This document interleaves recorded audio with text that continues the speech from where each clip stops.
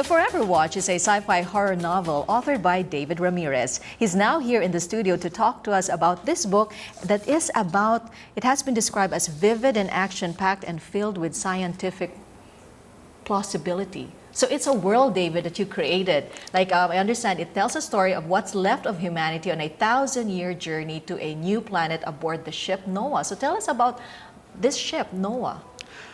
The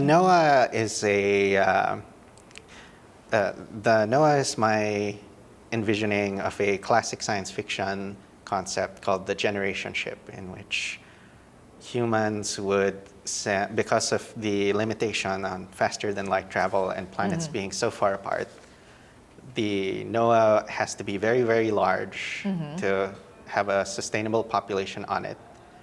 And everyone needs to survive from to survive that 1,000 generation after trip. generation, they need to have it on the ship. If anything breaks, they need to be able to fix it. And that's why there's that's why some of the mechanics in it, like the psychic powers that are present on the ship, are very important for a lot of reasons conceptually and having to do with the plot too. But it's not so, even though psychic powers aren't really verifiable in real life, there's a lot of that similar technology, the way it's used on the ship. It seems like you have psychic powers. There's 3D printing, for example. On the ship, the psychics can use their powers to manipulate the substance, to turn it into anything they need. It can become furniture. Using the plastic, you have the term. They can turn it into furniture, and they can turn it into clothes, into buildings, and they can recycle the material over and over. So it's an architect and engineer with psychic powers. Yes, yes. In real life, we're very close to that already with 3D printing. We have printers, you have plastic pellets or fluid, it fires a laser through them, and then the liquid drops away and you have a 3D object, sometimes with moving parts already. And they're getting better and better. So I guess that's an advantage for you, being a former molecular biologist, and then with your science background, coming up with a sci-fi novel that is what has been written about, that it's somehow plausible. Like in the book, you talk about implant to implant, wherein you can connect to your office access point through the implant, or you can talk to other people with the implant. I mean, it's a very interesting world that you created in this book. Well, thank you. The science background definitely helps. It helps, even though I haven't been doing science for a long time. So my skills are out of date, but the approach stays in my mind. Like, for example, the psychic powers. Again, it can be treated like magic, but if you have a science background, it makes you wonder, how would I use this on the ship if we really had it? How would it affect society on a larger scale? And what things would we need to make the most of it? Well, not everybody in real life is an athlete or super strong. But we make cars to go faster. We make machines to do things. So even in a world where there are psychic powers, you would have tools to help you use psychic abilities.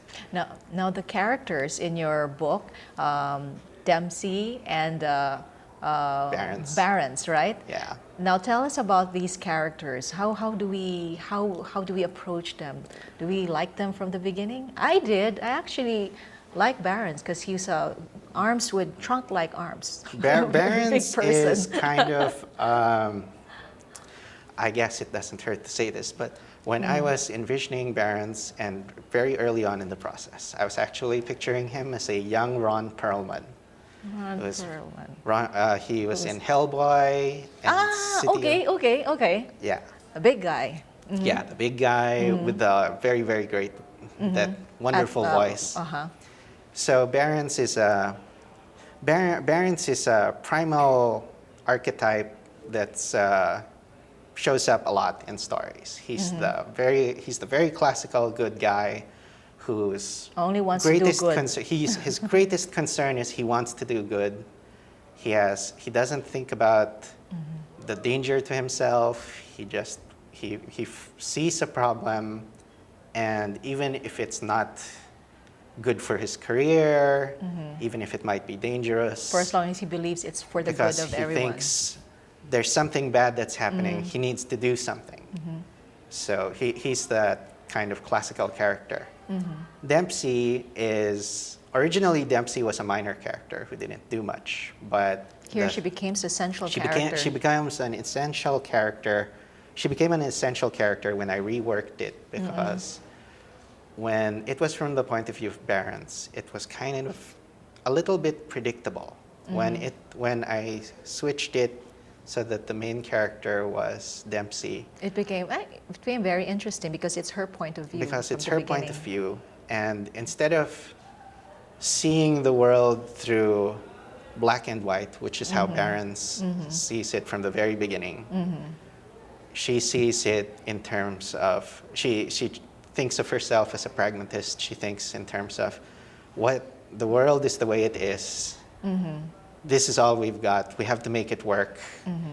And even if not everything is pleasant, I believe that in order for people to survive, we need to do everything we can, even if some of those things are not so pleasant. Yeah. And then as she goes along and they investigate this mystery, Yeah, there's she a starts to serial doubt killer. herself. She starts to doubt her point of view. And at the same time, Barron's also starts to doubt his own his own perspective on things. And I think that that really helped a lot. That wasn't there before in an earlier version I was writing. Yes, and then this book is full of twists and turns. When you start reading it, definitely you will find something that mystery deepens as you read along the pages, right? No, we won't be revealing to you the ending. Read the book first. Yes. So it's what happens to Earth, and then now what remains of humans are in a ship called Noah and on their way to Canaan, to a new planet. It'll take them 1,000 years. Yes. And well, it's a very interesting world that you created, David. Thank you very much. So read this book and find out what the Noah is, what is there, the twists and turns. And I trust you, it's not all about science fiction. There's also some steamy, hot scenes between Dempsey and Barron's there. I really stressed out about those scenes. I was, especially because it's from a female perspective. I have to say that is one of the things I was most worried about. But it was interesting. It added a new color to the story. And of course, apart from your description of food. Yes, the food. It's always. Who wants to travel for 1,000 years without on including dehydrated food? Yeah, at least in this sci-fi dystopian world, they still eat how we do somehow. For the ones who can afford it. For the ones who can afford it. Well, David, thank you so much for joining us this morning here on Solar Daybreak. Thank you for having me. It's a great experience. Okay, that was David Ramirez. He's the author of The Forever Watch. Next, we reveal the Latin music industry's most successful artists, at least according to Sony, and new technology that will allow you to unfollow folk on Twitter the subtle way. Back in a bit.